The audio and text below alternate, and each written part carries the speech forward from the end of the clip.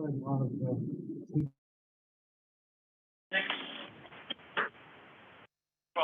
p.m. Do we have a quorum? We do. We do have a quorum. Alrighty, can we get an approval on the agenda for today? I'll make a motion. All right, Randy makes a motion. Second. We have Walter seconds. All in favor? Aye. Motion carries. Ask for approval of the minutes, I think.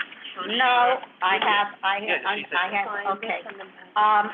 As you know, at our last meeting, and it took quite a bit of doing to get Dick Ravage to come to speak to us. And Dick, since the thing, Dick has said, you know, when do you get your minutes or whatever, because I want to send them out to some people. And I opened the minutes, and what is it? It refers to YouTube. Now, we had, the last meeting was supposed to be just Dick Ravage, but then Lisa brought in Mr. Fiegelson, whatever, and the Fair Evasion Task Force. But even with him, it has 2 pages of his, you know, at least with the Q&A and some of his comments and about him, nothing. All it has is that it says, I've known Dick Ravage for 40 years. It doesn't even say my introduction, which I ran by him because there were only 2 people who he knew here from his time. So I am now asking for revised minutes and to have Dick Ravage's part and the Q&A and the comments to be added to this and to then be sent out so Dick can have it also, because there are a number of people, especially what he said about congestion pricing and all the rest. It is not there, and to go to YouTube, even the MTA board meetings, which are on YouTube, and the committee meetings are also, there are transcriptions. So I am asking now to have an addendum to these minutes and to be done as soon as possible. I'd like to make a point. If we don't transcribe anybody's presentation at all, we can incorporate your, if we can expand them as. You can summarize them, and I'm going to say, you can summarize them, and you can certainly have the Q&A and the comments. And maybe Dick's opening, you don't have to have all of his remarks, but my introduction to explain what he's done and what he did and what we're working on now, and which lacks, it's about 5 lines, okay?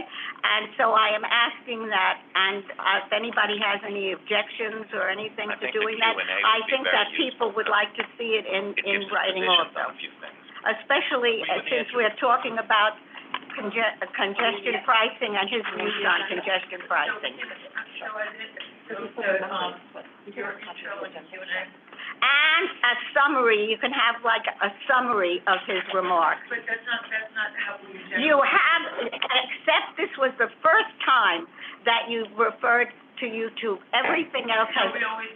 Believe me, I just checked back, okay? And it certainly was in the printed. You know, and you have 2 pages here of Fiegelson and what people were saying and his back and forth and everything else. So we can at least have that. And also we have your introduction and what Mr. Fiegelson said at least the beginning. So I am asking that there be an addendum to the minutes and that they be sent out as soon as possible. I don't have an objection, but Steve, a new person, is there just a standard for minutes that we would follow and know about? There is a standard that we do. It's essentially, all we're required to do is to post a YouTube video within 5 minutes. Since when? That's the law. Well, excuse me, but we have always had minutes that with Q&A, with remarks, even if they're summarized, and Things have changed. since when? But that's because the technology didn't exist. Well, I am asking, let's go back to the old days, and for I'm sorry, Dick, but we can't. okay, for Dick Ravage, who Trudy, came here I as think a they've favor agreed to to do me. the Q&A. We can do the Q&A. And the introduction, I will and look so. back and get you a summary and an introduction, okay? The Q&A would be very useful, I believe. I think the Q&A is. And And the Q&A was even more important than his All right, remarks. with the motion. additional 4 or 5 pages, you try to keep the minutes minimal. You have 3 pages for Mr. Stevenson, Okay. and with all due respect to Mr. Stevenson, I think Dick Rabbit deserves as much, if not more. You know, he came here, as I, he came here as a favor to me. All right, the Damn it. motion on the floor is that we will approve the minutes with the introduction from Rabbits, a summary of the conversation, and the Q&A. Jerry, I have another correction in the minutes that it's, Q&A and an intro? No, Q&A, intro, and a summary of, Lisa, that's what he just said. That's what we agreed to, and that he Brief agreed to. summary, or is it just brief? A brief summary of his remarks. All right, Chris, you had something else to add? yes, in the bottom part before the adjournment, it says, my name, C. Greif, and it says, it's World Trade Center. It doesn't have a sentence, it just says, it's Might have been, World Trade Center. I just want to know, I know I mentioned something about. oh yeah, they were asking about the signs, and you said it's the World Trade Center sign, a Yeah, question it- from the floor. Yeah, and I also did add accessible, I said, it is ADA accessible. Okay. Just want to let you know, because I'm just So looking, add ADA accessible. yes, Okay. because I remember that they have the large print signages up there. Fine. All right. So actually, we will not, Thank you, Randy. okay, we're not gonna approve the meeting minutes till they're out. Right now, we'll just bring that back, so. And can we waive the minutes? Yeah, we're not gonna read them. No, means waive the minutes means until the new minute comes out, can we waive the minutes? It's in the Robertson. Yeah. We could waive correction, acceptance of the minutes. Right, that's what we're looking to do, waive the acceptance of the minutes until the new minutes are out, and, I make that motion, Jerry. all right. And I second it. Yeah, we'll have to wait for the next, for it to be, officially blessed. Alrighty, so then we go down to the PCAC Chair's report, while her Chair's report, I'll be brief. Okay, for Yes. December 1, Eastside Access is still scheduled to start service by the end of this month. The MTA is finalizing testing and sign-offs with various agencies such as FDNY and the Federal Railroad before announcing start date. This process will be going right now to the wire. Work on Penn Station continues on schedule, and numerous tenants have signed leases. And with the city's plan to develop Willis Point, we have ramped up our efforts to make the West Willis Point Station accessible, preferably using the Elmont UBS station model of 90% private funding, and are holding a series of meetings to that end. As for the PCAC, we have hired a new associate director, and he'll be starting today, December 8th. He's not here because he's in, we call it shop promotion. Orientation. New hire training. He's here for training. Orientation is the proper word. For the minutes, orientation. Sorry, Jerry, it's Yep. on YouTube already. And we are pushing human resources to post our other opening as soon as possible. Now that the elections have been held and we have an additional staff member coming on board, we're renewing our efforts to fill our open positions on all 3 of our councils. We are continuing to push the MTA to establish a firm policy on battery and/or gas-powered scooters, et cetera, on a mass transit system.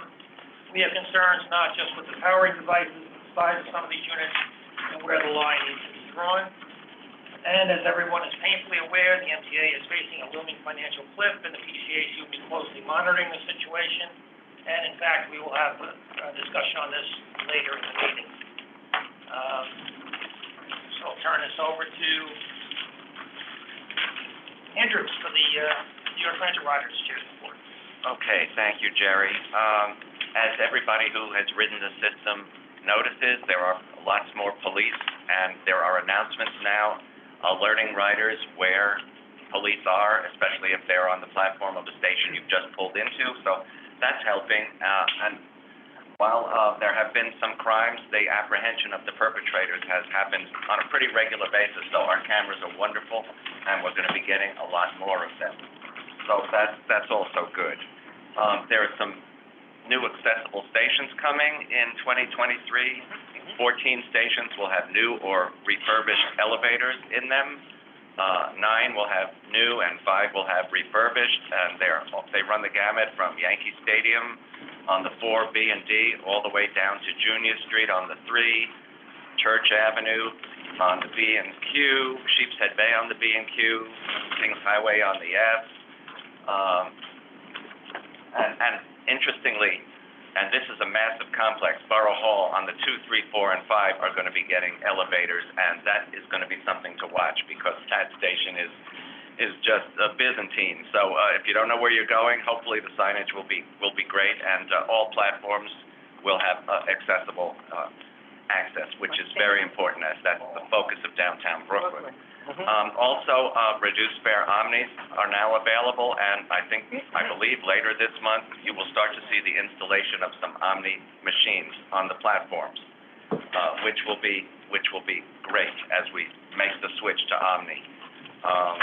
You will hear later on that the MTA will be making an announcement today that there will be some easier ways to change over to omni, and service centers may be sprung up in, not service centers, what would you call them? Yeah, oh, well, Thank you, Lisa. well, yeah, I think that's coming though, what I just said, but we don't have a date for that yet. But booth agents will be coming out of the booths and walking around and helping riders with the new machines, with directions, more eyes on the platform. So congrats to Local 100 and the MTA for working out that agreement. That's something we've asked for quite a long time. And I'll end there, Jerry. All righty. Any questions for Andrew? Chris? Yeah, one thing just to add on the reduced fare, only the app is available. The card will not be available till 2023. But that's been announced on the video as well as stations. Right now, they're only asking everyone to choose between the card or the app. So there is a minor confusion. We got to make it very clear, because I know ACTA has been saying it. Both 88 task force are saying it. If you already have a reduced fare card, you have to make the choice of the app or the card. The card will be available in 2023. Thank you, Chris.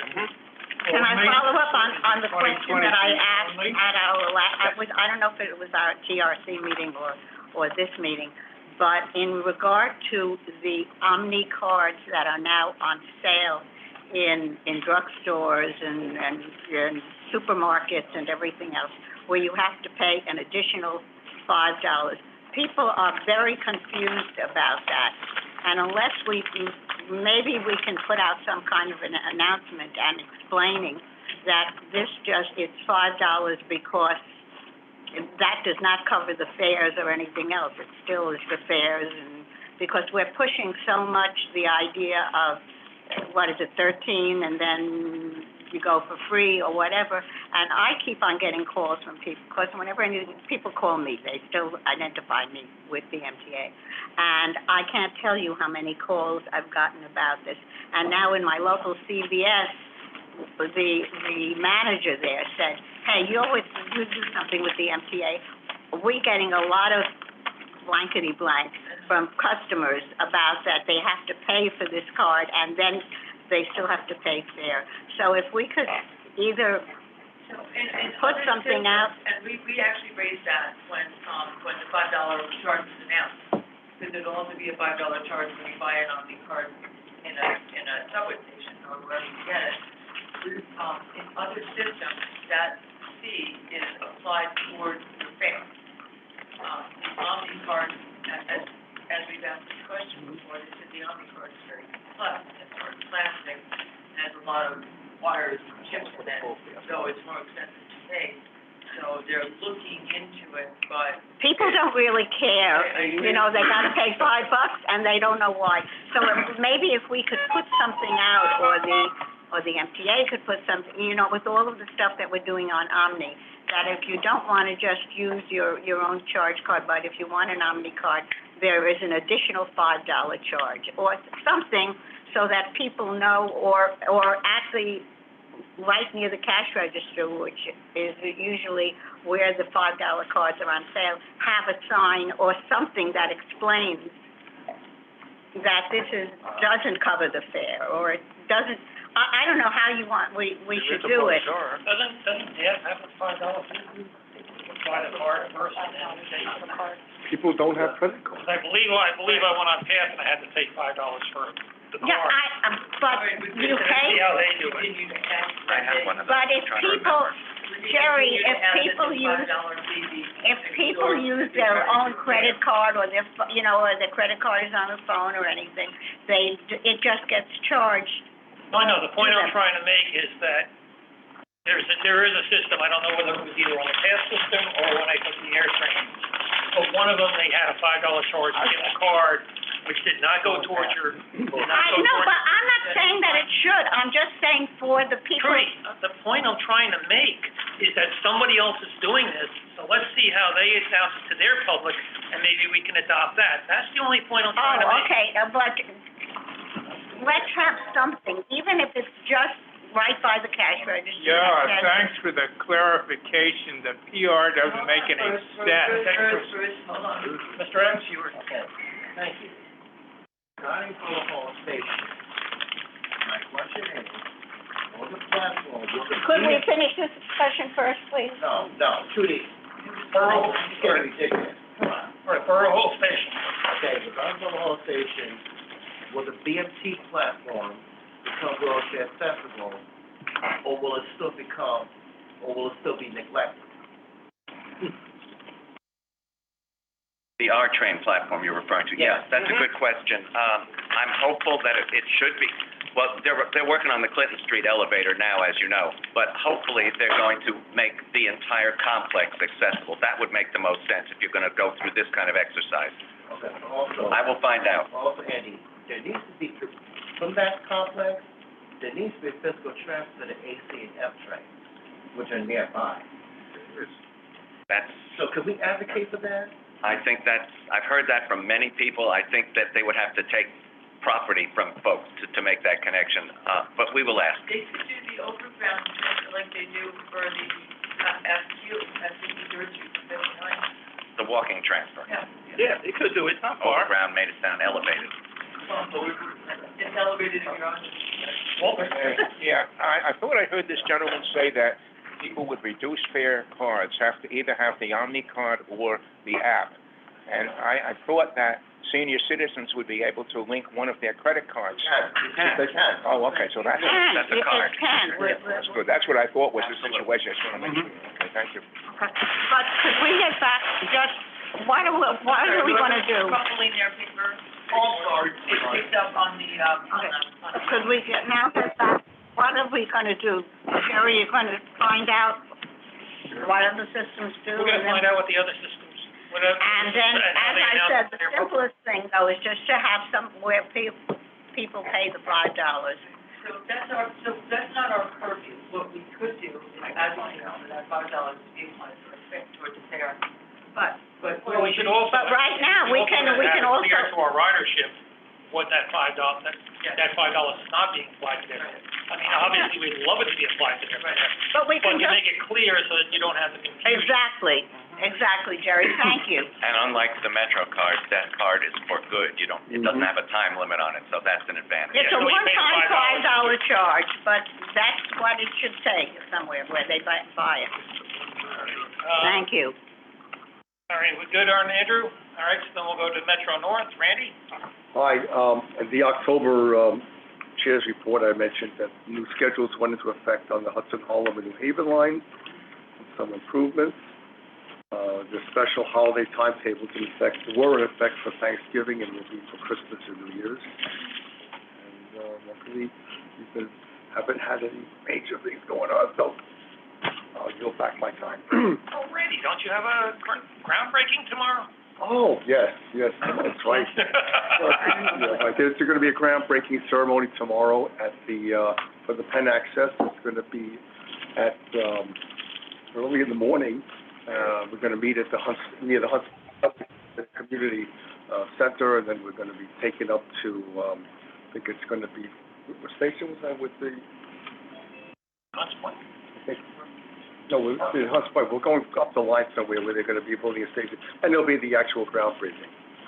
So, They're actually building the station? Well, there's gonna be 4 stations that are being Yeah, I built. know, they're building the first Right, one. hang on one second, I This is will, more of a ceremonial, I will come to with that. the gold shovels I and. will come to that, hang on one second. They'll do 4 inches topsoil. Alrighty, Of course, yes, so there's going to be the actual ceremony is gonna be taking place at the future site of the Parkchester Van Nest Station. There you go. So that will be, so I'm planning to attend that. I think that's hopefully I'll have the exciting end news. for you. And 3 of the 4 new stations are far from subway, so that's great. Yes. They'll be doing, the mayor announced rezoning, for affordable housing near, one station, near some station. Around the East Bronx to accommodate the new station, so we continue to advocate for transit. Alrighty, any questions for Randy? Thank you. Seeing nobody on the board? Alright, so we'll go down, the open meetings law, resolution, regulations. Lisa, you wanna give us an overview on that? Yes, thank you. So each of our councils has now, each of the councils has now voted individually on their, open meetings law, resolution, and regulations. With the expiration of Executive Order 11, which, expired, earlier this year, there are changes to the requirements for the open meetings law. And that includes, having to specify, that includes in-person attendance and specify when, remote participation is allowable, i.e. extraordinary circumstances. These regulations also say that if you are in another location, Florida, the Bronx, Westchester, that the location you're in, if it's publicly accessible and other people can join, then you count toward a quorum. You, do not, otherwise you do not count toward a quorum. So the PCAC. You can still participate, you just don't count towards the quorum. Correct. If you have an in-person quorum, then the person who is participating remotely fully participates. Otherwise, they, so it's important, going forward, these for the councils, each of the councils has voted to take effect on or after January 1st. Because each body must make their own resolution. Each of our councils has taken vote, and now it's up to you. Not only set the stage for extraordinary circumstances, but also notes that if there's an emergency order in place, that would make it prohibitive for in-person meetings, that also permits the remote meeting. So if there's a COVID shutdown again, If there's an emergency order, that, yeah.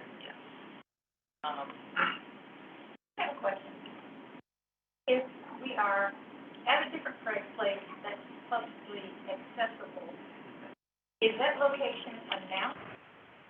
In advance. Okay, so if I were in the Westchester Public Library, I'd need to tell you in advance if you're going to. How many? It's in the,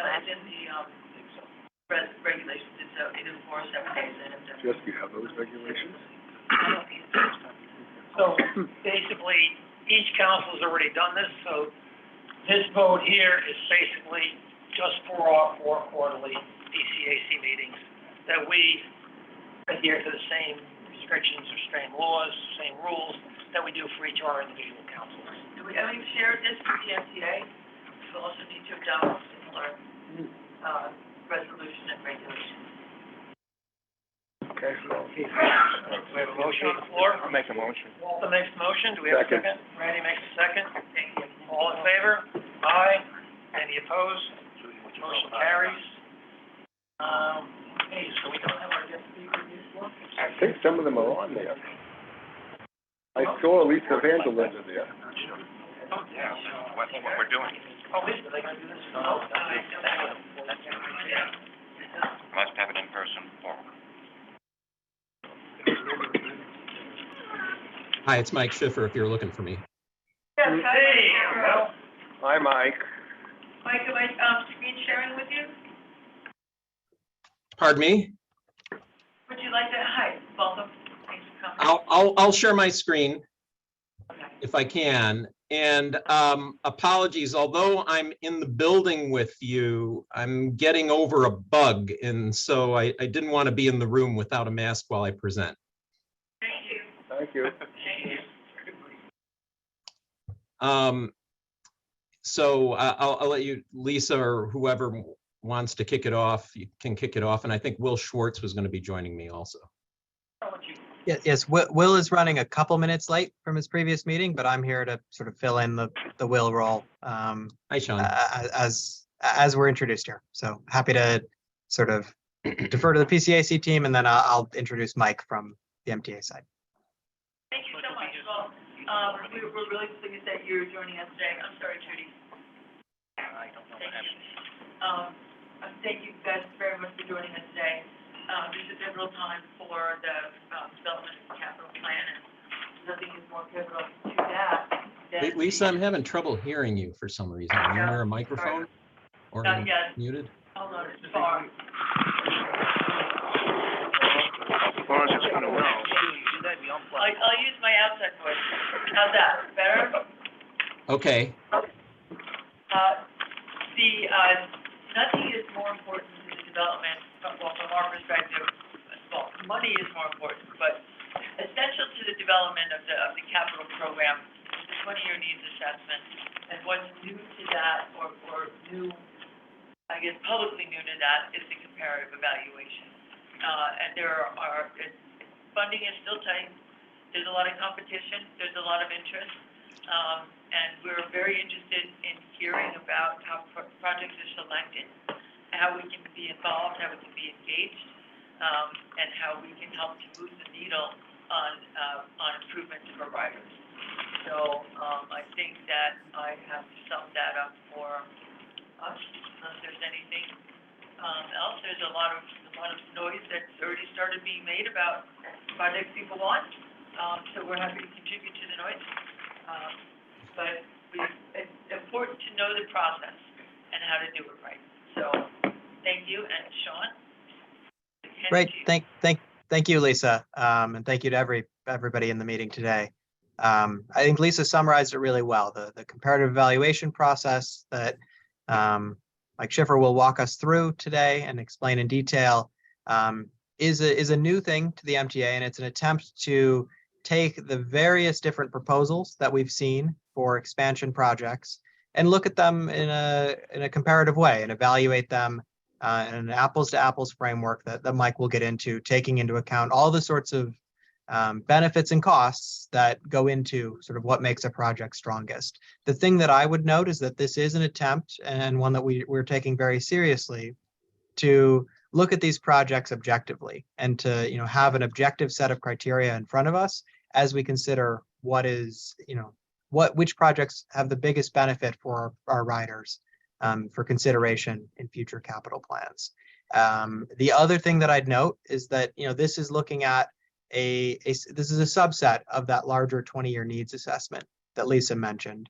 More than 80% of the MTA's capital program is dedicated to our core infrastructure, to state of good repair, to investments like ADA in our existing system, and normal replacement to sort of keep up with the times. And so this is looking at, for that final 15-20% of the program, which are the projects that are most worthy and that merit the most further study. So I'll turn it over to Mike now, who's I'm sure folks know, but is our Senior VP for Regional Planning here at MTA Construction and Development, and is leading what is, not just a sort of academically rigorous process, but one that I think is going to be really responsive to the needs of the MTA and the riding public. So I'll turn it over to Mike now. Thanks, Sean. Hi, everybody. Like I said, apologies for not being in the room with you, but I figure I don't want to take any chances with the cold I'm getting over. But so I'm going to share my screen. Just let me know if you can see a blue slide. Yeah. Okay, great. And I will change slides. So basically, we're going to talk a little bit about the comparative valuation in the process. Can you see a slide with an arrow now? Okay, so if we established that we can advance the slides, all right, great. So thanks again. You know, it's very exciting to be a part of this process, and it's something that we believe has been long overdue. Really, the intent, as Sean mentioned, is to provide kind of a greater sense of apples to apples comparison of almost 24 distinct expansion and enhancement proposals that have been made over recent years. And so that's what we're trying to do. But let me take a step back and just give you a larger sense of the process. So I'm going to work backwards on this arrow diagram. So as you may know, MTA has a 5-year capital planning process, and the next capital planning process is for the period from 2025 to 2029. As part of that, every 5 years, we do a 20-year needs assessment. And the 20-year needs assessment, which Sean alluded to, I'll get into a little more details on it. It really has two components. It has a state of good repair component, which we all know is absolutely critical. And there's an expansion and enhancement component to it. So the 20-year needs assessment is what we're undertaking right now. The capital plan is due in September of 24. The 20-year needs assessment is due in September of next year. And in order to get there, what we're doing is we're comparatively evaluating, as I mentioned, a number of proposals from throughout the region. And these proposals, which I'll get into in a moment, respond to various needs. They come from a variety of sources, including the advocacy communities, within the agencies themselves, political interests, and so forth. They're just kind of in a big basket, if you will. And those that are kind of tied in to MTA's goals and objectives are advanced for the comparative evaluation, those that tie into investment principles, which I'll describe in a moment. And in order to undertake all of this, what we're doing now, and we continue to do, and have been doing all along, is really looking at a regional scan. It's more than a regional scan these days. It needs to be more of a national scan, a global scan, if you will. And what we do as part of that is we try to identify the key trends that affect travel. So in previous years, when Bill Wheeler, the late Bill Wheeler, undertook this exercise, really there was a lot of focus on kind of you know, the nature of different age groups in the system, how they use it, how people are changing the way they use our system, et cetera. Now, of course, the big giant enchilada is the future of work, right? You know, just you know, the hand that we've been dealt from the pandemic really has turned a lot of what we do, caused us to really rethink, you know, kind of the future of demand and so forth. And while, as you've heard from our colleagues, you know, kind of the early indications are encouraging. They're slower than anybody would like, but, you know, things seem to be moving in the right direction. It's still a much different world than it was before 2020. So basically that's the big picture, and that's kind of the process that I work backwards along this arrow that we drive towards. As Sean mentioned, we have two components of the 20-year needs. And really what we try to do with the 20-year needs is we look at the long-term capital investments, again, for keeping the lights on, for keeping the trains and buses rolling, right? And so we do that. That's rebuild, replace, and improve. That's really focusing on the state of good repair. It also involves normal replacement of things like a rolling stock, both on the road and on the rails, as well as other aspects of the inventory, such as the fixed infrastructure. And that represents the lion's share of the capital program, right? In just recent years, it's represented over 80% of the capital program. But we also recognize, I think, as Lisa pointed out at the beginning, the importance to continue to look forward, to continue to understand what the future needs are of the region and how we can be best positioned to address this.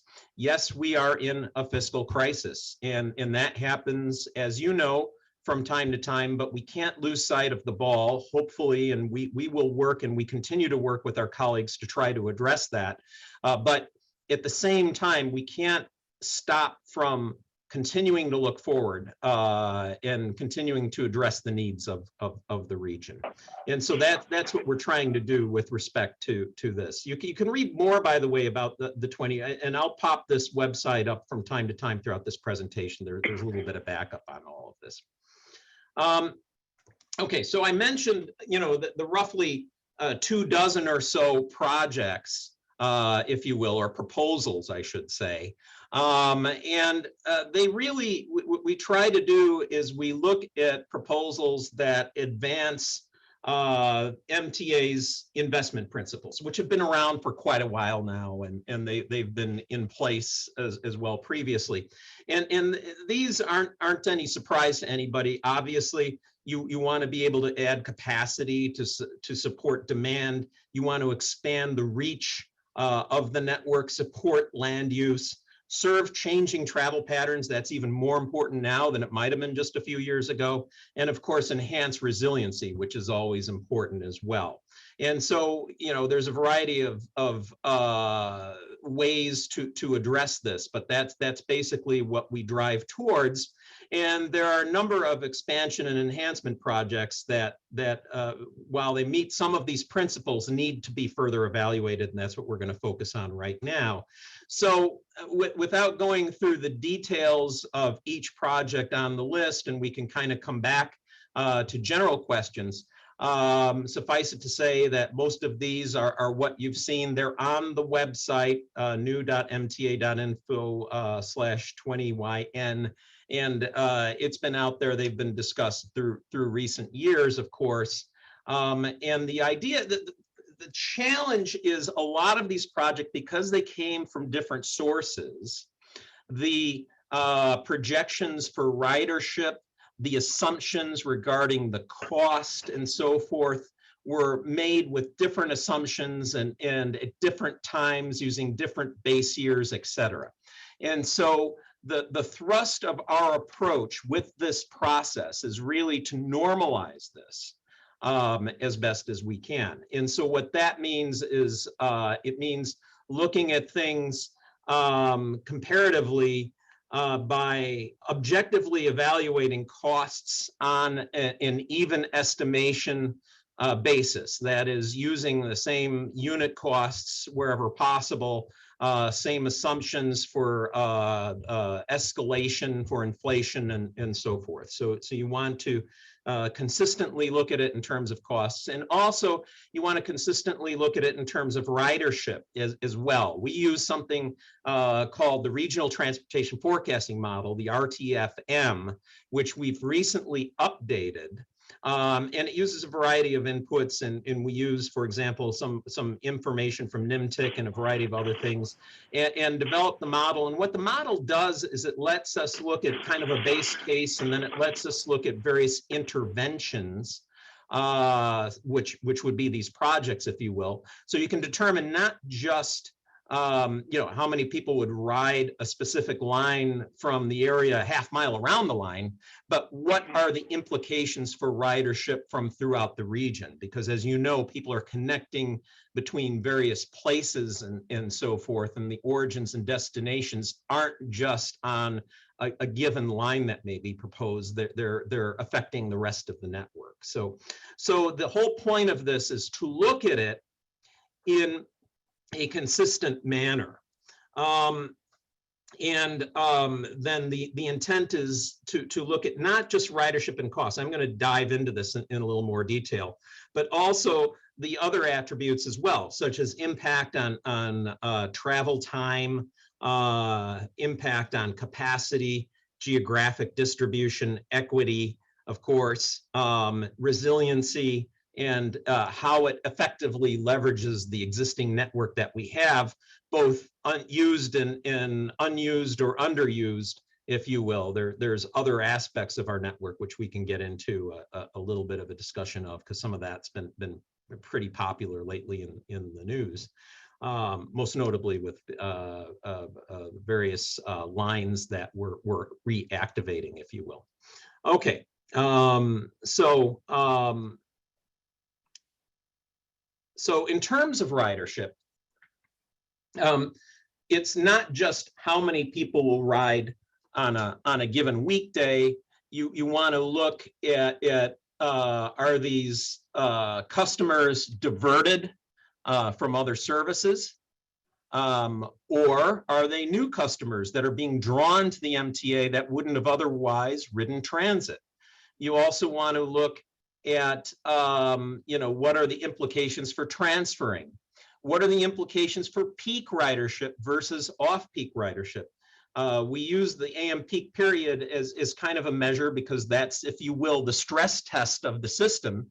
And we know that, of course, the peak period is coming back, which is good news. For a while there, it wasn't as prominent as it had previously been because of the effects of COVID, but it was always an important piece of the big picture. And so it's also typically something that looks at how the network can function as effectively as it can, because that usually reflects the highest level of stress.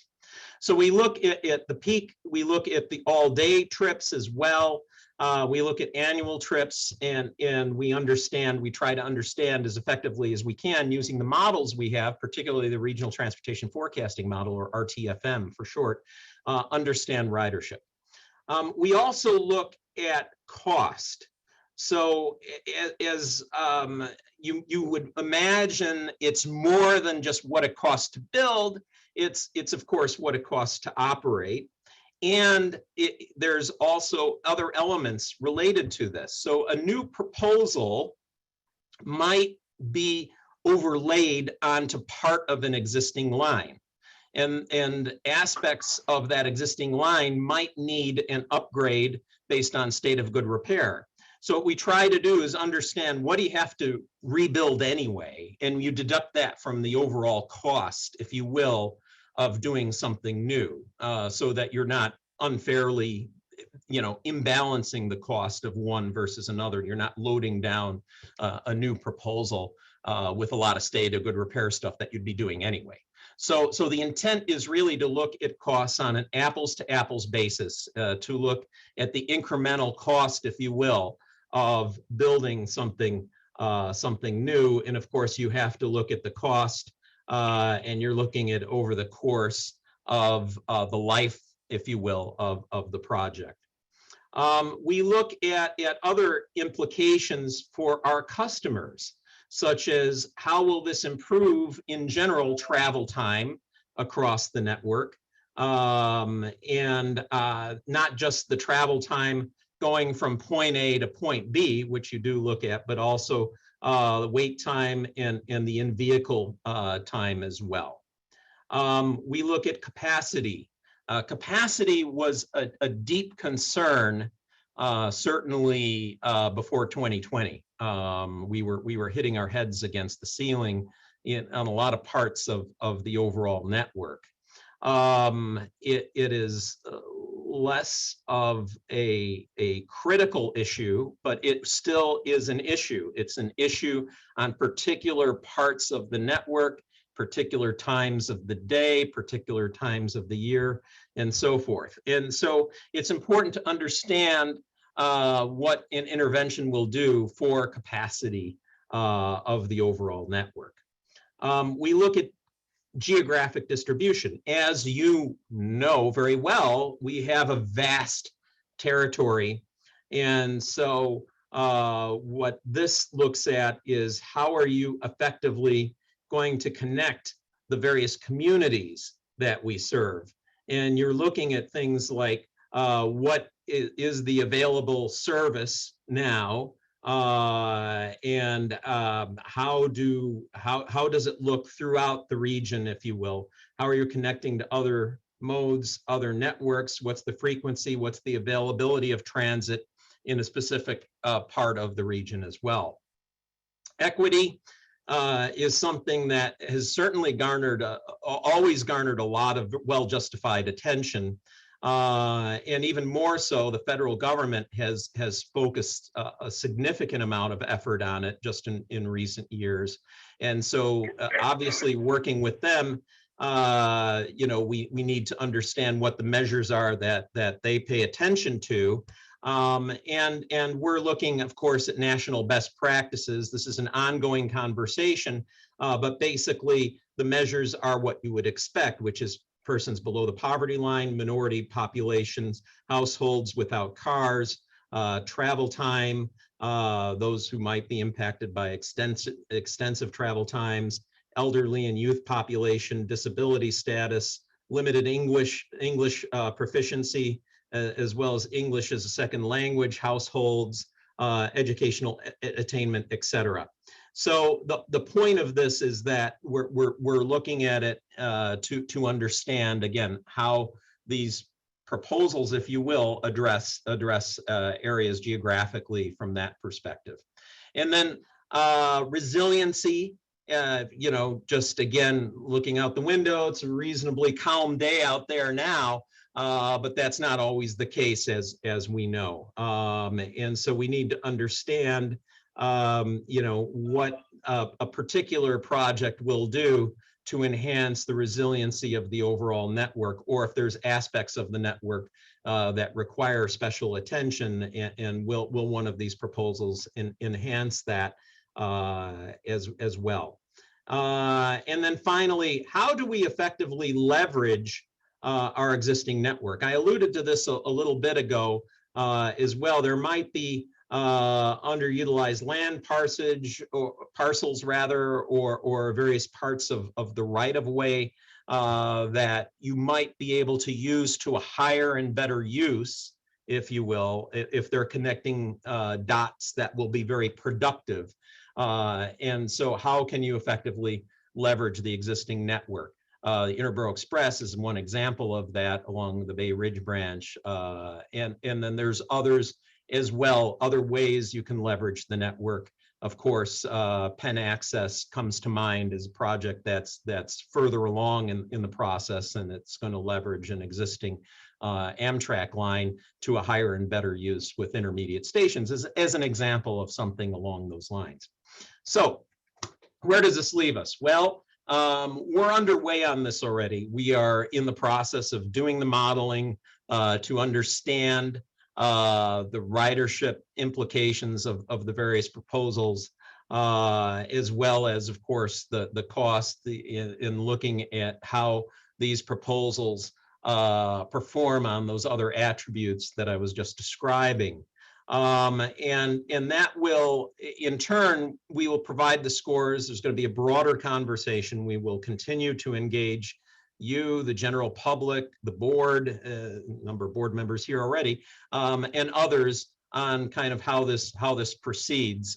We expect to come back with some information in, I believe it's, Sean, correct me if I'm wrong, I think it's the late spring is the expectation. That's right. Yep. And then that will in turn inform the 20-year needs assessment. And the 20-year needs assessment is due again in the fall. And then that will feed into the next capital program.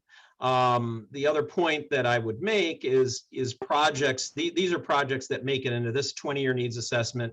Just because a project makes it into a 20-year needs assessment and so forth doesn't mean it's actually going to be built. Obviously, there's other elements such as the ability to pay for them that have to figure into the larger conversation as well. That's not something we look at. We're just looking at the project's relative effectiveness as compared to each other and how that would work. So that's quite a mouthful. There's more information at new.mta.info/20, the number 2, the number 0, YN. And you can find out a little more information about that. Thank you very much. I'm happy to take questions, and I see some others have joined us. Thank you.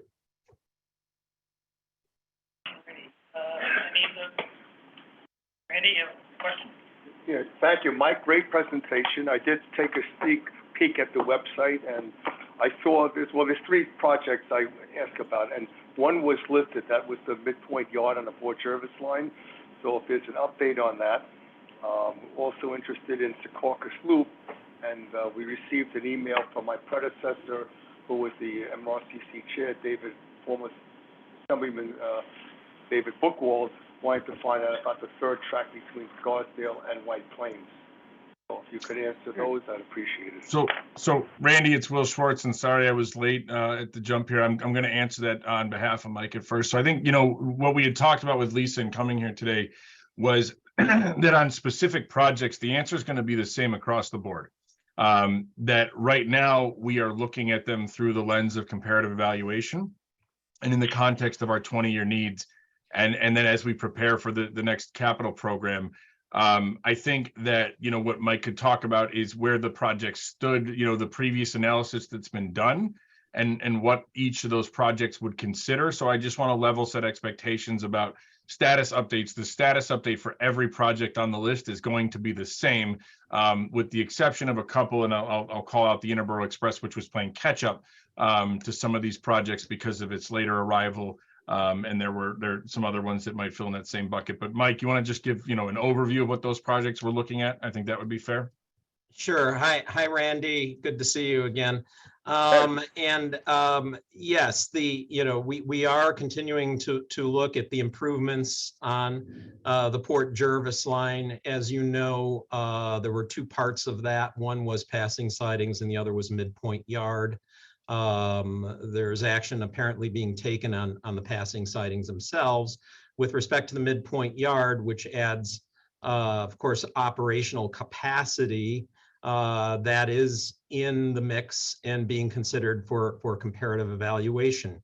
You correctly link that to Secaucus Loop, because as you know, anytime you add service, you need a place for the trains to go, right?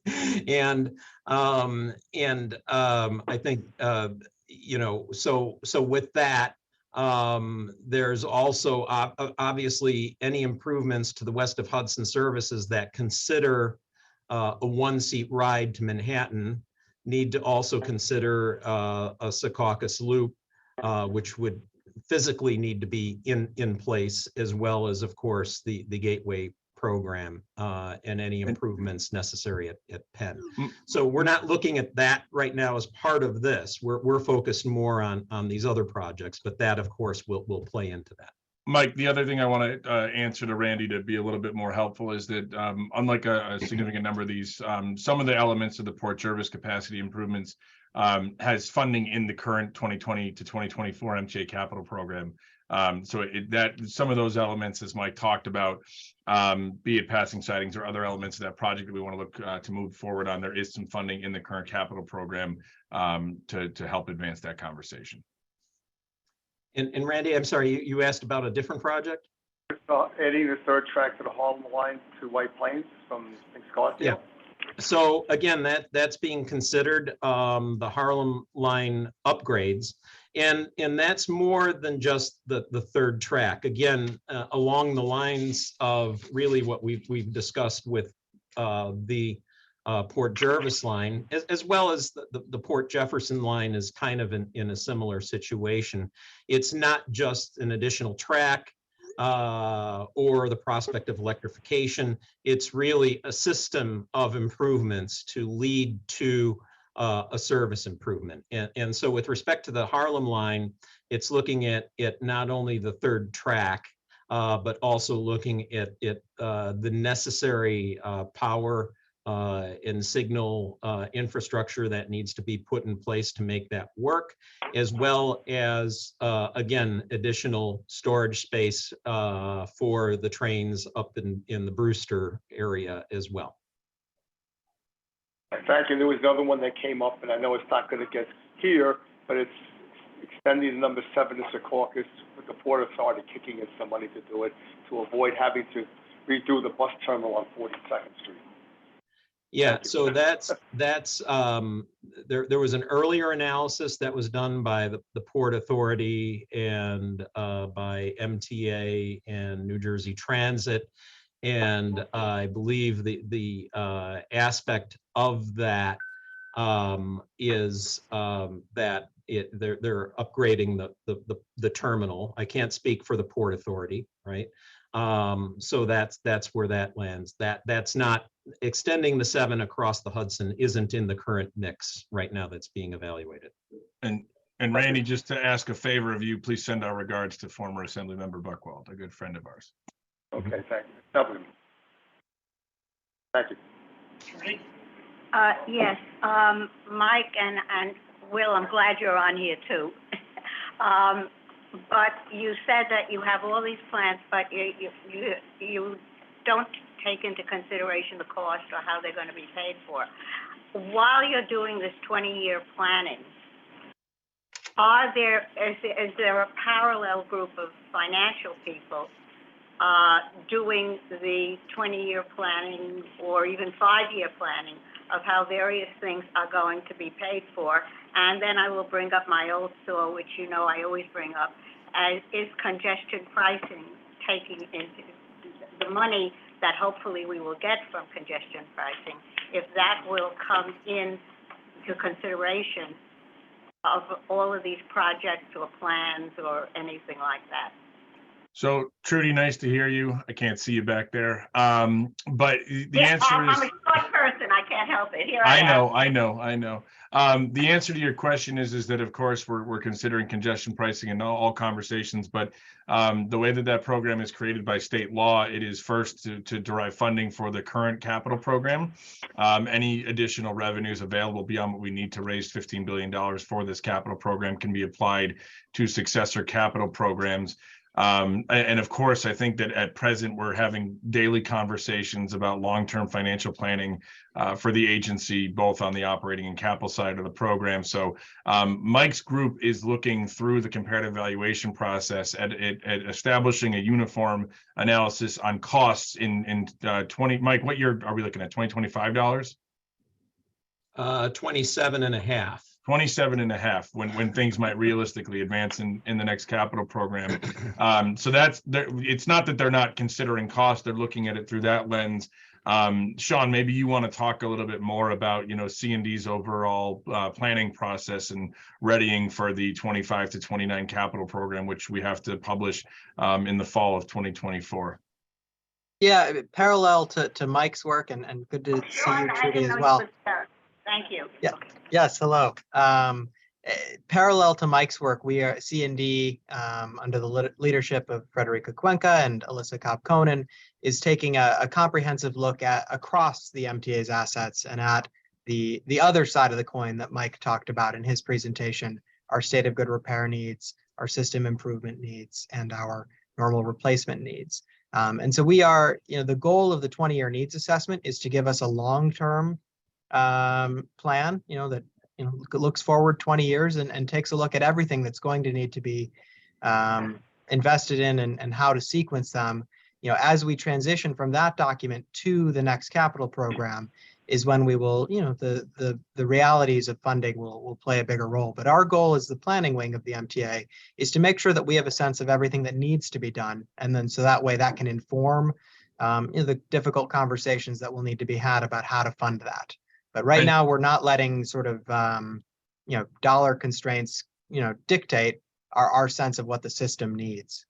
And Sean, just to add to that, Dollar constraints will be will be considered. Absolutely.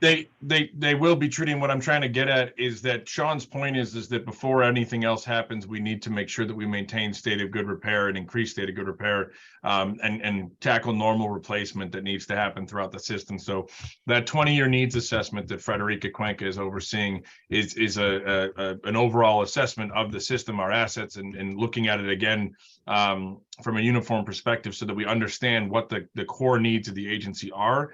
And then within the funding envelope that we have for the next capital program, what monies are available to look at some of the capacity projects and system expansion projects that the comparative evaluation process is looking at right now.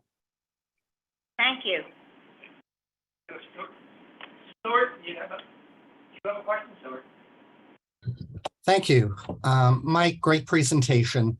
I wanted to ask a question about the lens, not about specific projects, but it was a great presentation. Not sure if it's omitted because of limits due to the page size, but technology and how it applies to decisions on projects is something I didn't see. When you started the intro, you talked about buses, which is not normally my shtick at the meetings. I'm into heavy rail, light rail. But, there's state laws in New York State, and there may be similar laws in the state of New Jersey and Connecticut. And since we're looking at such a long period, that over time, vehicles have to become electric vehicles. So I didn't see a capital project or a lens item that talked about technology. The MTA's fleet of service vehicles for Metro North or the Long Island Railroad, or buses that eventually will have to comply with that requirement. And then, as the conversation progressed with others in the boardroom asking questions, if there are other advances in electric distribution or electrical distribution or other things that could impact a long-term decision on a project or how we invest, could you just share some thoughts with us about how technology, if at all, is considered in the decision process? Stuart, I'm going to jump Mike on that one again. And I think we're referencing two different exercises, and they're part of the same. 20-year needs is the overarching exercise that houses the comparative evaluation project. As we're talking about evaluating the system's assets and the fleet, and it pertains to rolling stock and electrification needs and the conversion, not just to electric, but to zero emissions. To be clear, that as technology is evolving, it's clear that we're going to look at other technologies beyond just electric buses, but to see what else is out there that's zero emission. That's part of that 20-year needs conversation and the long range planning and categorizing the asset needs. Some of the projects that are on the comparative evaluation list incorporate the infrastructure needs to support a conversion from diesel locomotives to electric, as we look at things like the Port Jefferson branch, additional power capacity needs up on Metro North territory. So both exercises are in fact looking at that, and as far as how we'll get there, and as technology is evolving, how we meet those climate goals that have been set by New York State. There's further pending state legislation that would seek to codify timelines that would restrict our ability to buy buses at certain times, things that we've been paying attention to, and things that mostly are memorializing MTA stated goals. So both exercises, I would suggest, are considering it, whereas Mike's might not have explicitly called it out. If you get into the weeds on some of the projects, you'll find some of those components. And 20-year needs, again, overarching, is looking at that very subject. Okay, thank you. And I can add to it that those projects that involve alternatives analyses, particularly like Interborough Express and others, when we look at new modes, we are looking at modes that are zero emissions. So as an example, with that particular project, the current evaluation is between light rail, conventional rail, and electric buses. The conventional rail, as you know, light rail is typically electrically powered anyway through catenary. Conventional rail is typically electrically powered through third rail, and electric buses can be recharged. And so that's the point there. The other point I would make is that one of the projects in the list involves looking at and normalizing, if you will, costs of electrification, so we can get rough costs. Obviously, there's a lot of variation in terms of the operating environment in different areas, and so we have been working to get to that consistently. So yes, that underscores all of the various projects. We're very well aware of that. Thank you. Okay, thank you. Sharon? Sharon, do you have a question? You're on mute. Sharon, you're muted.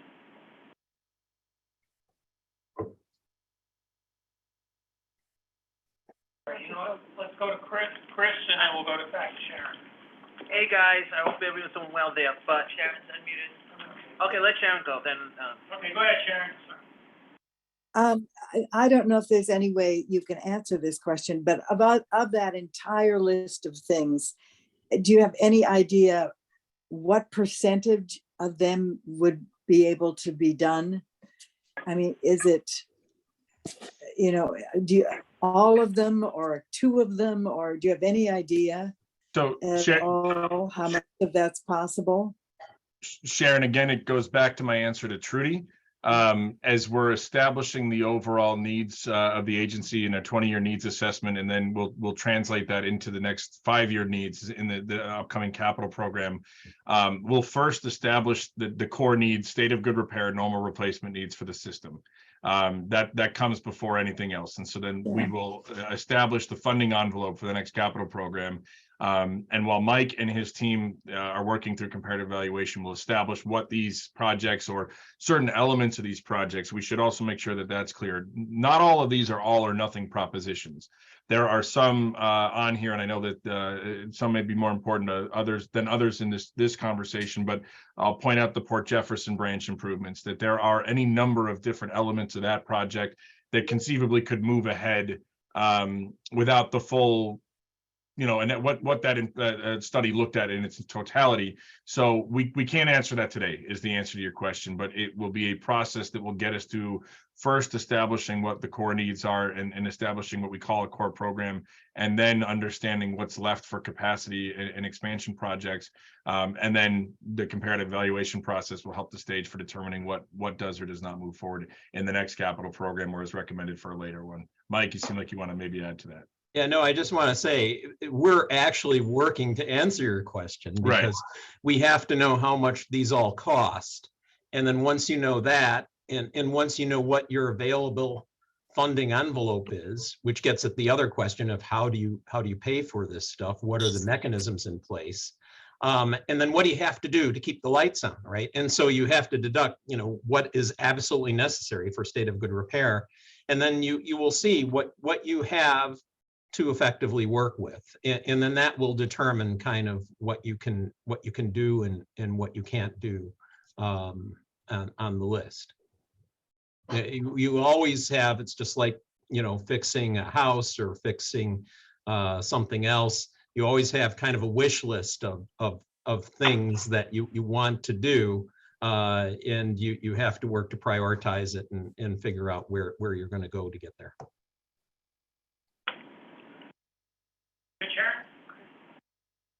Hey, Chris, you're next. Hey, guys, I saw the presentation on the screen, but I hope that part of the presentation that we're going to see in the next capital is seeing not just elevators and ramps, because I know some of you guys were thinking I was going to say that. Yep. No. There's something else that's actually more important, that it actually will help the people out of Suffolk County up on the Metro North railroads.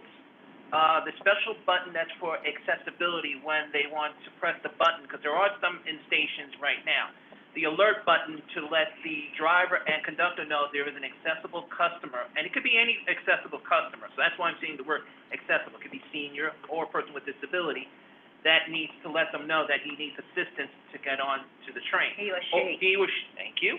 He or she to get on the train. Thank you, Trudy, because I'm still getting lack of energy today. So I really hope that we can work on those, because the Long Island Care, and now with the new Metro North Cares, we need to see that a little up a little more, because right now we see it on certain lines, but we don't see that much out of the diesel turf. So I hope we can please work on that more in the capital, because it is a very good example. And Will, Chris, good to see you. Yes. No, always. Likewise, good to hear you. I can't, unfortunately, I should pin the room so I can see all of you much more clearly. Again, in the context of comparative evaluation, not necessarily Mike's main focus, accessibility, definitely part of the 20-year needs. But if you go and if you look at how the capital plan is composed, and I'm looking for my physical copy on my desk, but I'm not seeing it right now. But I mean, literally, if you go look at it and you see the different envelopes and how the capital plan is constructed, we have entire envelopes dedicated to accessibility. I think that that is the kind of stuff you should continue to raise, both with myself and through Q, and Sean is a good resource there. And when you're meeting quarterly with the Railroads Accessibility Task Force, those are great forums to raise that, desire to make sure that that's on everybody's radar, but we'll certainly bring that feedback back as well. And just let everyone know for the record, I'm sorry, just want to make a very record. Carmel Q is already notified about this. He just wanted to make sure I brought it up to all three councils here. Very good. Great. The only thing I would add is I think that's a great example of sort of what we talk about when we talk about core infrastructure, that there is the sort of basics of keeping the system running and, the state of good repair. It's also where we account for, how to make the next round of accessibility upgrades, meeting our obligation under the settlement that we're, excited to keep the pace of investment up, and projects like the one you're mentioning. So it's a very holistic look at sort of things that are not expansion, but are also not sort of just state of good repair. And namely station component elements too, Sean, just to be more specific Absolutely. as far as the terminology there. Bernie, I think we have one more question. Andrew? Mike, thank you again for such an impressive presentation, and the list itself was very impressive. So that raises the question, where did that list come from? Was it MTA planning? Was it people telling the MTA you should do this? Was it advocates? Was it elected officials? What was the genesis of that list? All of the above. Yes, Andrew. All of the above. Well, and Yes. And I want to be clear, not to just to give you the fun response. You nailed the hammer on the head there, Andrew. That is the genesis for a lot of these. Some come from internal interest, some come from external elected officials, individual stakeholders, community groups. We've certainly heard a lot on some projects from very specific constituencies.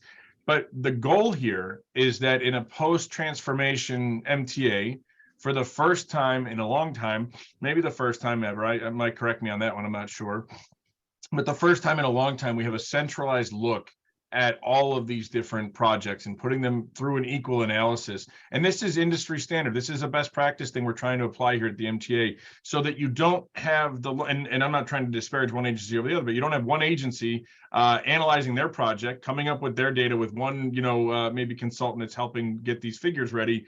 And then the other one on a different set of terms doing the same thing. And then we have to decipher that information as we get into the capital planning process, and they're competing against one another. It's a centralized function. So frankly, it's also a tool for us to explain to folks, you're advocating for project A, B, or C, you're on equal footing. You're going to get your moment and you're going to get the analysis, and then we're going to walk through how it's scored, why we may or may not be pursuing it, what some of the constraints may be. Do we not own the asset? Do we own the asset? What state of good repair is it in? Does it conflict with another capital project? So on and so forth. So it's really an opportunity for us to bring a number of conversations together and put them through the same exact process. And then we can have a uniform analysis that we can then explain to external stakeholders about why they may or may not be seeing them move forward compared to somebody else's favorite project.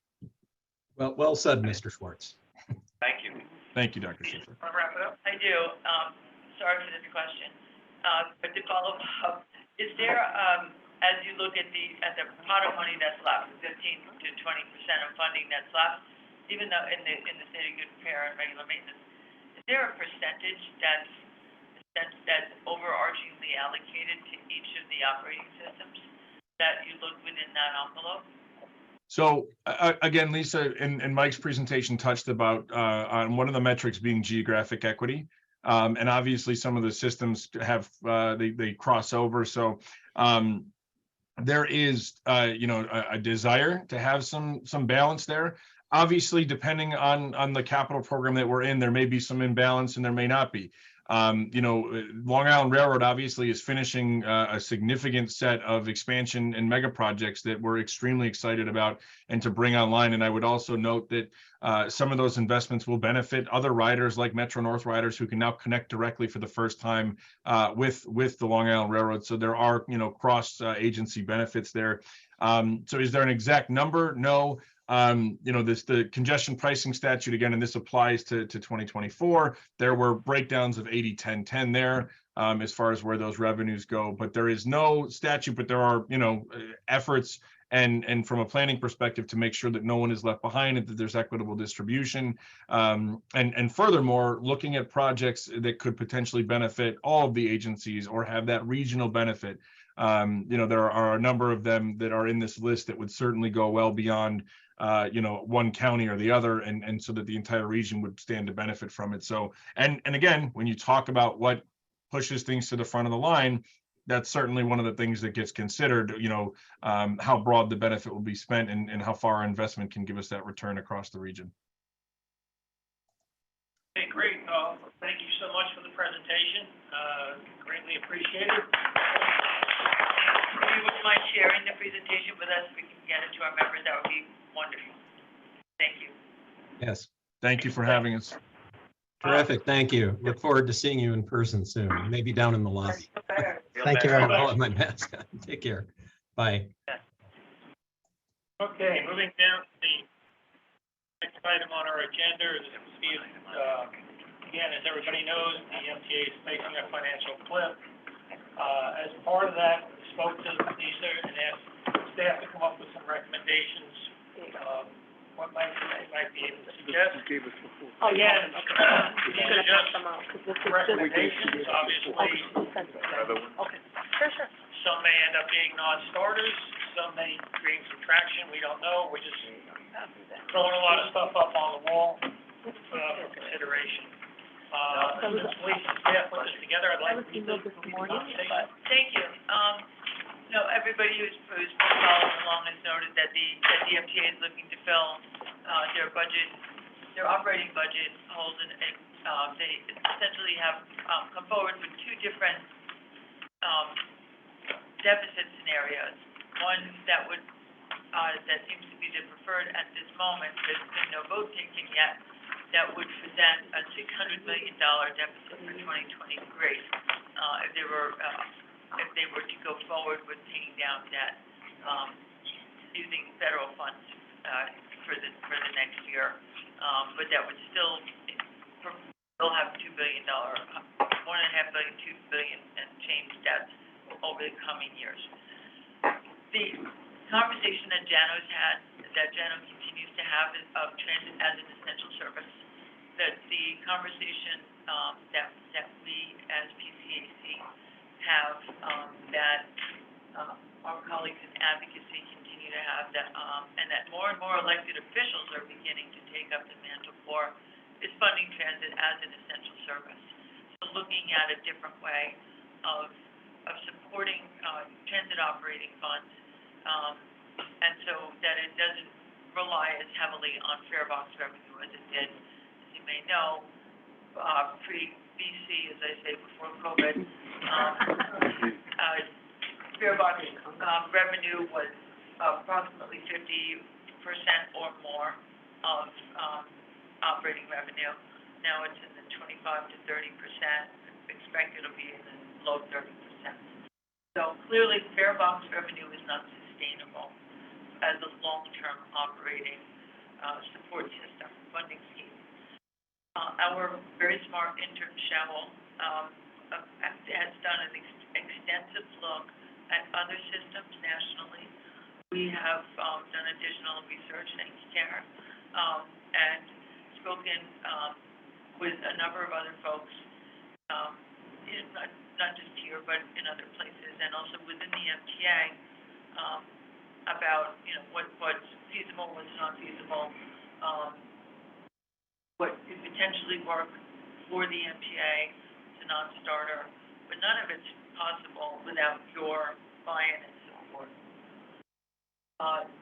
There are proposals that will be put forward legislatively in the coming weeks. There will be proposals that will be put forward by other advocates in the coming weeks. The governor's State of the State is scheduled for the first week of January. I'm sure we'll get previews of that, as there have been in coming years. And then the budget dance starts. The MTA's budget year is the beginning of the calendar year, state's budget year is April 1st. The city's budget year is July 1st. So everybody's got a different fiscal year, which is something that Veronica Vanderpool, when she was on the board, tried to change, but to no avail. So what we are asking you to do is take a look at what we've sent you and shared with you to just look at some options and opportunities for conversation. That's two-page. It's You should flip it over. These are conversations for within the MTA, for efficiencies, for things that we believe that they could take advantage of or do. Federal level, state level, and city level, steps that could be taken. Some are fees, some are taxes, some are funding streams that would change direction. Not in any way suggesting that every single thing could or should be done at the same time. There are big holes in shoes to fill, and it's going to be a heavy lift to get even a couple of them through this year. But the conversation needs to start. So I guess what we're most interested in two things. What other ideas you have, and what in no possible, absolutely way, under any circumstance, could you as PCAC support. What you will see is not here are fares. And that's because we don't know what's going to happen with fares. It may be included in the budget. Jano has said that he's hoping that that will be taken care of in one way or another, either in the governor's budget or legislatively. So fare hearings wouldn't even start until February or even later. So that would be something then that would be up for us for discussion at our next PCAC meeting. So, and it would also take up an entire meeting. So, but we do want to, this conversation is happening now. So we want your thoughts, your input, so that we are on the same page.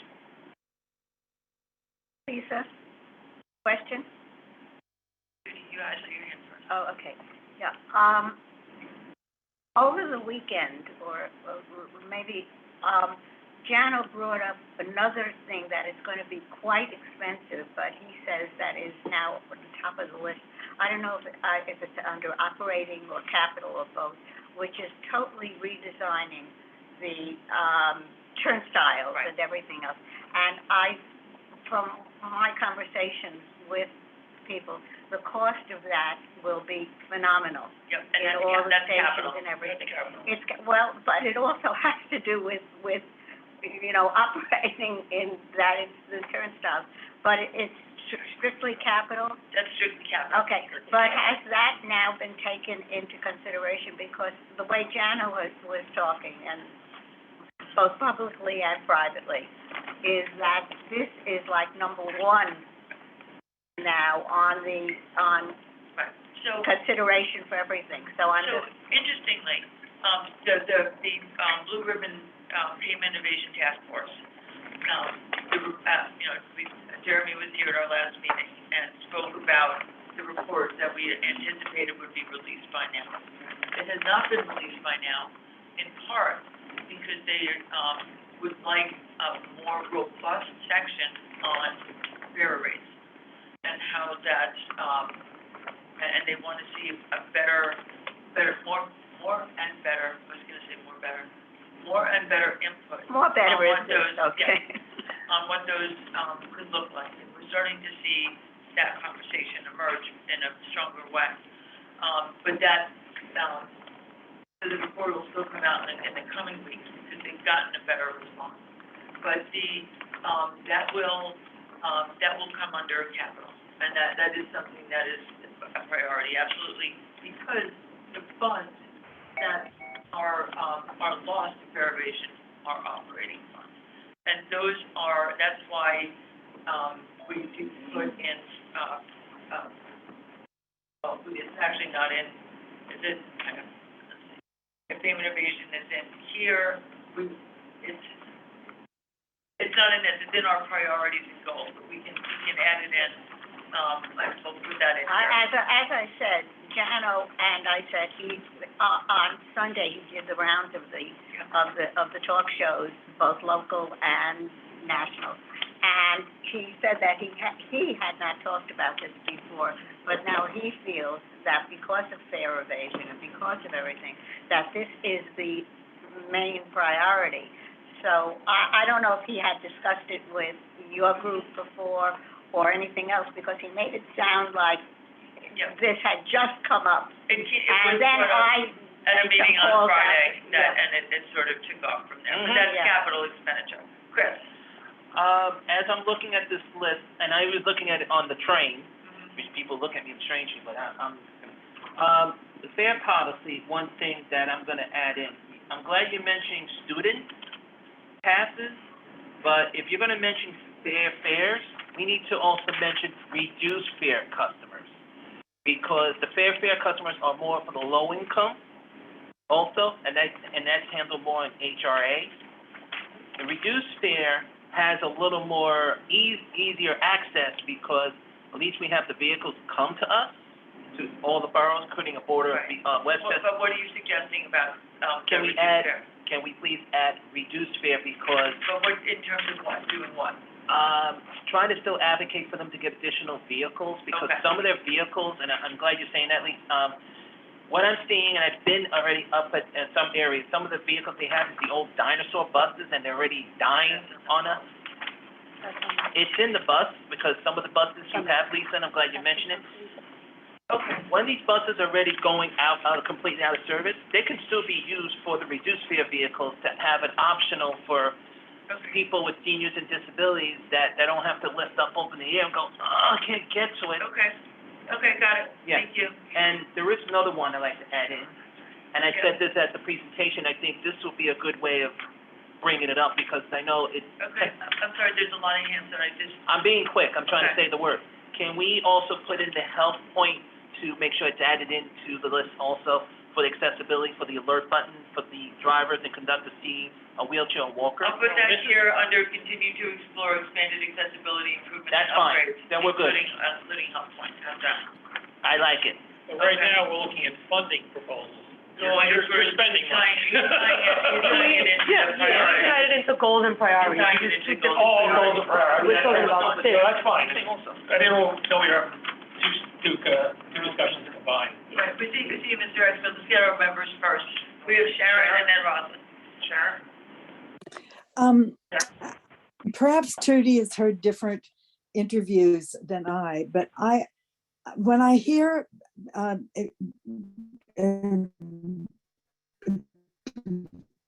transit people being interviewed, all talking about what the cost to the system of fare evasion.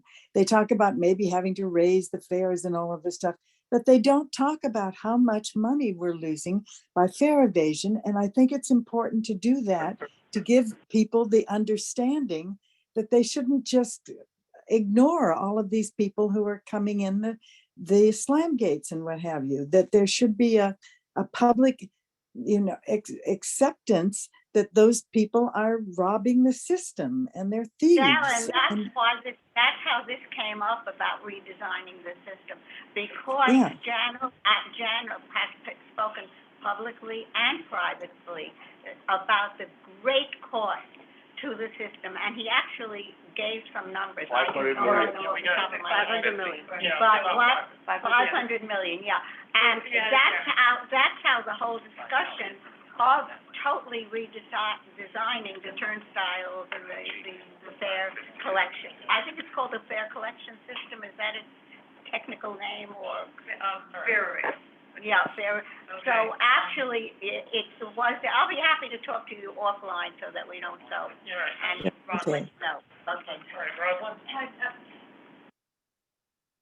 As we look at the financial position that we're in and the transit system, I continue to hear about the need to bring ridership back to where it was. We're looking at capital plans. My question is, in this review that we're doing, is anybody looking at how you completely start from scratch to reimagine the system so that it will fit with what the new world of ridership is? Because companies now are saying, you know, you're never gonna get 100% back in the office, you know, 5 days a week. So are we just kind of putting a Band-Aid on this, or are we looking at it from a, let's, you know, take a fresh look and try to find a solution? And just one point, as I ride the system, I have seen people jump over the, I was even so bold as to take a picture of one young lady, and when I stood by her in the train, I said, excuse me, why did you jump over the turnstile? She was a student, so my point is a lot of students are jumping over. Absolutely. Oh, yeah, absolutely. And so that can easily get you, hurt, so please don't do that. Please don't do that. To answer your first question, so there are two aspects of it, right? One is the capital side, and in looking at the planning for future projects and what they're investing in, Mike was talking about how they're looking at the future of travel. In terms of service and service planning, one of the issues that was raised at the board meeting that that's being looked at on the commuter rails is, they didn't use this term, but basically right-sizing service on Mondays and Fridays. Right-sizing is a terrible term to use. It basically means reducing service and shortening train concepts. So why would you do that if that's what you're running? I like to think it means reallocating as opposed to totally losing that. Well, we'll find out, but that's why one of the things that we have for our goals and priorities is keeping an eye on it. Watching what that means, watch operational efficiencies. Do you want our feedback on this house? On the operating funding proposals, please send it to me ASAP. It's a live and active conversation. Just say it now. If there's any. I think this is a lot to them. Well, no, we're looking for pro and con, so Yeah. in other words, if you see something that, hey, I think this is one that we should really push, or you might look at something and say, that ain't never gonna happen, that's a non-starter. So that we kind of have a feeling for what our membership thinks might be a good idea, and then also we have a feeling for what our membership might think is, hey, no freaking way, that's gonna happen. We can support You know, no way we can support this, just so that we know when we're talking to, you know, our elected officials and stuff, we have a feeling for what our constituency. Especially we're gonna educate some of them again. See, Mr. X. Mr. X, yeah. I feel, on the whole public hearing, because our students are at home during recess.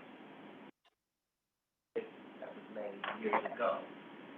So, I don't know what General Counsel is doing, but what he needs to do, let CAC pass the budget first. That's what he should do.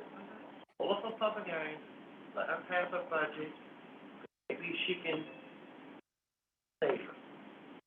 But he wants to do everything his way. He wants to hold public hearings. Yeah. Before she passes her budget, her second budget. No. Why can't he just wait until she passes her budget first? And hold public hearing second, if Chelsea can't see. So what the public hearings do is they allow you to raise the fares a certain amount. It doesn't mandate you to raise the fares that certain amount. It gives you the flexibility, the option of doing that. So and they're probably not gonna vote on this till probably when they'll vote on it in February, right, Randy, Andrew? Yeah. Vote on February, so it means fare hearings probably won't even begin.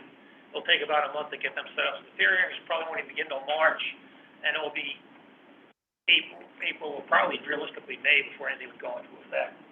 But if something, but if the governor rode in on a white horse with all this money, which I don't see it happening, I'd love to see it happen, but I don't see it happening, then the MTA could say, well, we're not gonna go up 5.5%, maybe we're gonna go up 3.5% or 4%, they'd have the option. When they hold the fare hearings, that gives them the cap that we're allowed now to raise the fares by up to 5.5%. But I see where you're coming from, and that's the point that Lisa was making earlier. Everybody's working off a different calendar. MTA's calendar ends December 31st.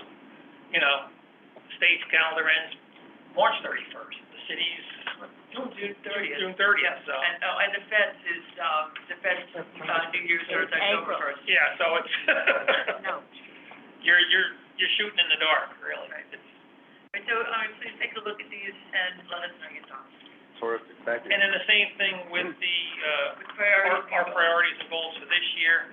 That's basically what the staff came up with. I looked it over, but if you see anything on there like, hey, should we be looking at this? You know, please let us know. This is a living, breathing document. Yes, exactly. Right. The other item we have, prepared is the meeting date. We were asked if we would change the date of the January, MNRCC meeting, and we're equal to that.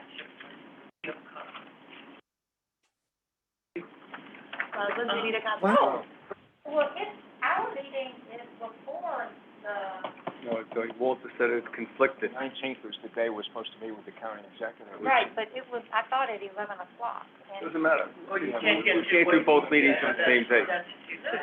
No, we No, wouldn't we do can't that. Can't Zoom anymore. anymore, so We'd have to come to White enough Plains. time, right? Right. Email all of No it, more Zoom. but Passing this around. So how do I call on that?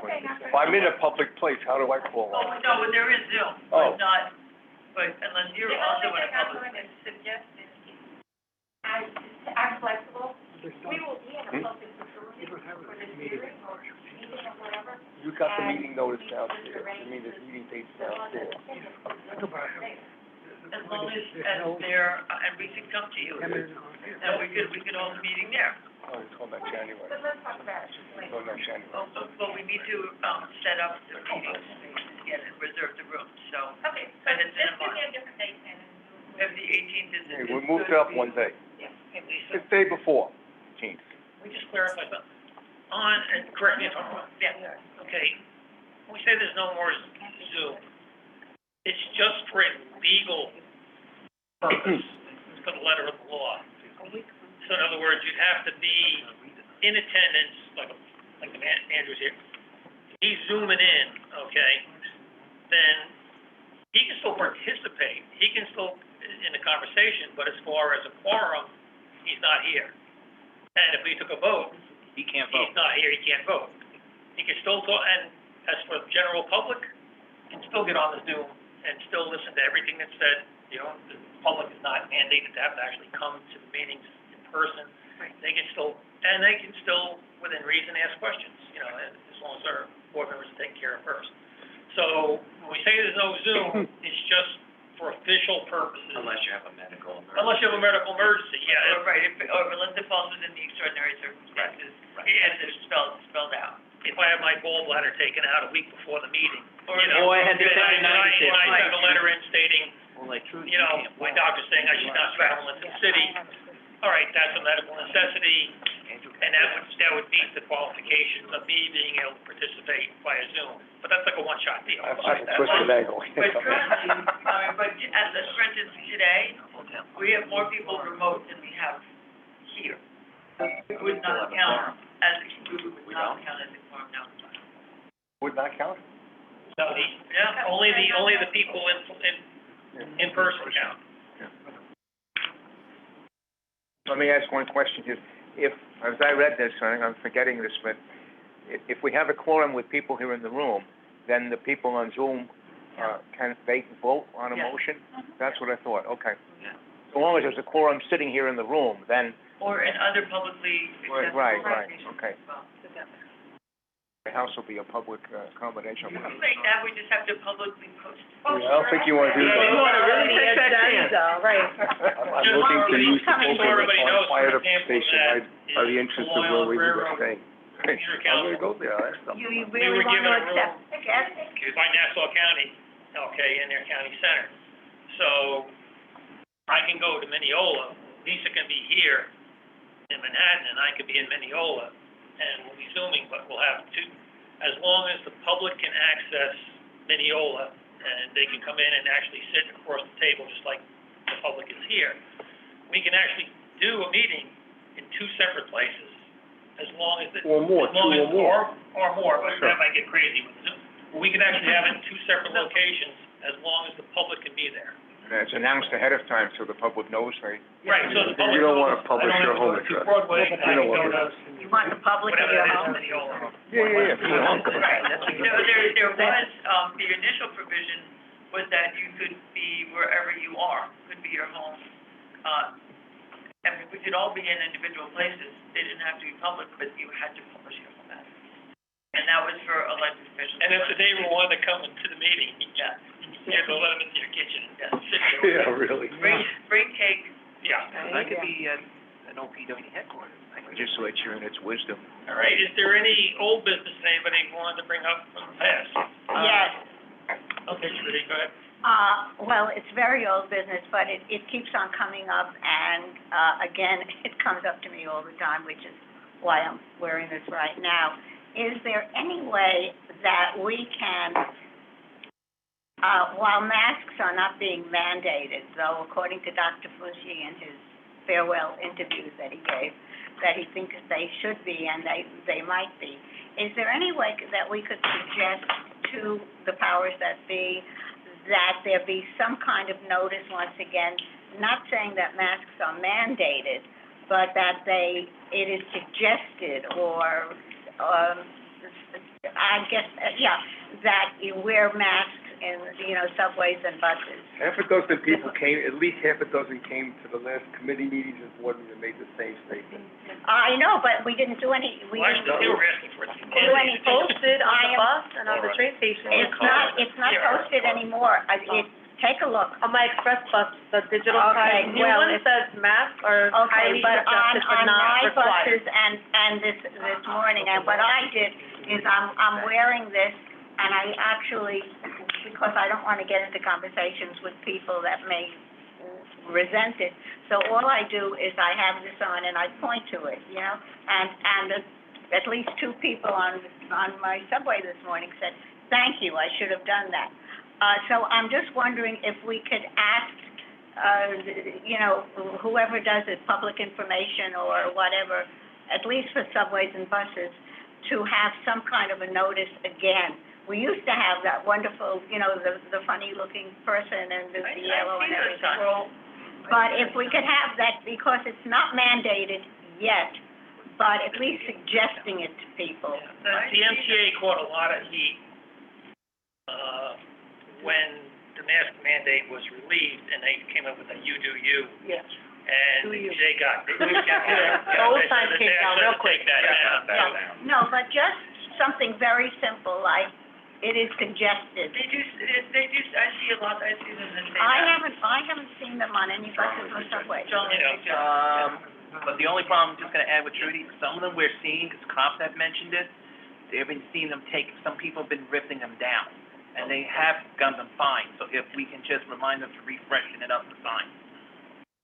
Something, because according to Dr. Fauci, we're going to be really hit hard with the flu. Did you see the flu figures for last year? Yeah, Last week? yeah, exactly. 100,000. Mr. Evans, you had a question for That may solve the problem itself, because as the numbers rise, people are gonna voluntarily. Well, as I said today, just by pointing to my mask, I got two people, who were sitting across from me to put their masks on. All right, Mr. Evans again.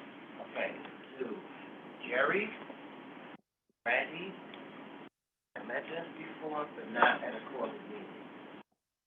Long Island and Metro Rail schedules need to be posted at all Long Island and Metro Rail stations, because I didn't know what and those devices were, you could view them, the apps, cell phones, etc.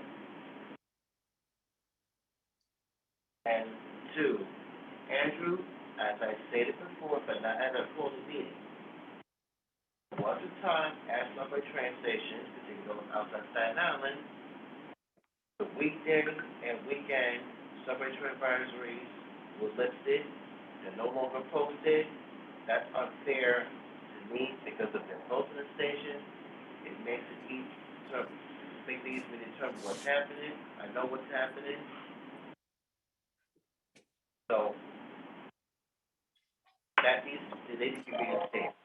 So to Randy and Jerry, the Long Island National Railroad, that he can reinstate the bigger schedule, not the small schedule, which is helpless.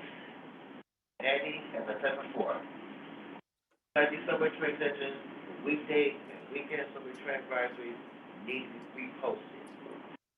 The schedules are posted. I saw them and I went the other Yeah, day if and they're also, I saw them at Tarrytown this morning. So they are posted in the station. Yeah, if you see a station that doesn't have it posted, please let us know. Yeah. I mean, I've actually gone so far as to ask them to reinstate having paper schedules. And we also asked. And I mean, I'm like banging my head against the wall with them. I think, you know, maybe just have a handful, even if they're just the ticket windows so people can ask for them, but all the stations that I've seen have them posted outside under plexiglass. Schedules are there.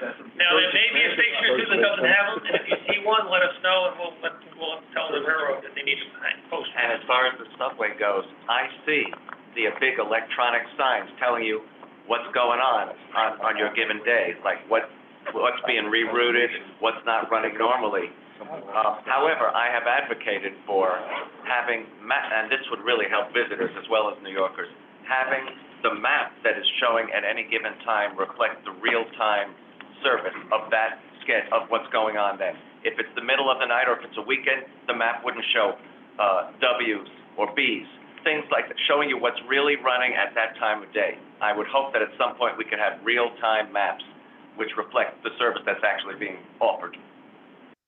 Anybody else? Chris, you have an old business? Whole business because it's related, and there was, there was someone was supposed to get back to us in the PCAC. Since we have another staff, I hope we can see with some updated information coming up, we can see more accessibility information going on to the PCAC website, because some people like to see what's been accomplished, what we've been doing from TRC, Long Island Railroad, especially Metro North, because we've been doing a lot of good jobs. But In time, he's not even here yet. No. He's in orientation right now. It's also not just with in time, but in the new year, I hope we can see that we as members, we are been doing a lot of good things, attending, just the press conference, like tomorrow Randy's going to be at 1, and we should all be. If we're going to be attending, representing us, we should take a picture saying we did attend. Take pictures, send us And pictures. then send the information out, because then it's showing, like, when it comes to the yearbook, it's showing that we are helping you guys out, because as you said, Lisa, you're not, you can't be everywhere. All right, so to your point, Chris, thank you. Please send us your pictures. You're going to events, you're doing things, send us your pictures. Send them to Karen. If, we do tweet things out. That is something that we've had the ability to do. Thank you, Karen. Yes. I've gotten a little better at it myself, but we're gonna have some more ability to do that. The annual report will not be released a year late this year. So if there are accomplishments and there are things that you'd like us to include, please send them to Karen. Not one at a time. Put them all together. And please send them our way. And we'll get to work on that. So, great. Thank you for raising that. Welcome. I made a promise. Sharon, any questions? Oh, Sharon, any questions before we wrap up? yeah, just this quick Metro North issue. The transfer at Southeast to the train at Wassaic is very confusing, because the return train to New York comes and no one knows which train to get on to go north or south. And we loiter around the station trying to figure out which train is which. I saw someone miss the train last week because it isn't marked. And I wonder if Metro North could try to make some provision to announce which train is on which track to help avoid that confusion. Thank you. Makes sense. Should have lighted electronic signs without these telling you what train is. And ask the train crews. We'll put that out to them. It's fine. Okay, there being no other old business, is there any new business before we wrap this up? Any new business anybody want to, Chris? Well, there is we should be, a new business, as you know, we are getting ready for the snow season. And, you know, every December we mention this, Ah. so forth, and let's pray. And I know, one of my other TRC members is agreeing with me going, because the concern of, you know, with salting and shoveling, but, you know, we do need to remember, everyone, that, you know, if you see that it's not been shoveled correctly, we do need to let our railroad chairperson know this, because I think last year, you guys it was much better, because there was less complaints, but I think if we all work together, if we have the SNOW, let us pray with that, we make sure we all communicate and make sure it's all linked, because a weather like this can be any time. We want to make sure no one gets hurt. That could be any person on that. But I do want to say to all members who are here and on Digital Land, happy, healthy holidays. Thank you. Okay, Yes. Okay, let's Mr. X, you have a question? I mentioned this before, but not in a quarterly meeting. It would be nice if the powers that be can connect the bus system act with L. Running the no trains run on that street, in Whitlock Avenue, in Southern Boulevard. We're keeping these two L's, they can connect us. Also, there's another L that needs to be fixed. I know, you should have. It was between Ocean Parkway and Brooklyn Quarry, you just All right, go over train. maybe we can be, when I come back to New York, tomorrow, 3 months. State that L, as a local train. Have a coffee. At all times. Okay, that's something you need to bring up at an MTA capital projects meeting. Just, yeah, I mean, there's nothing, TRC stuff. yeah, that's, or transit Right, riders. we have TRC next, Thursday. I think you said you'd be there, right? Motion to Okay. adjourn. All right. Now, hold that thought. We got something, Lisa? Okay. Motion to adjourn. Randy has a motion to adjourn. Second. Chris seconds it, all in favor? Aye.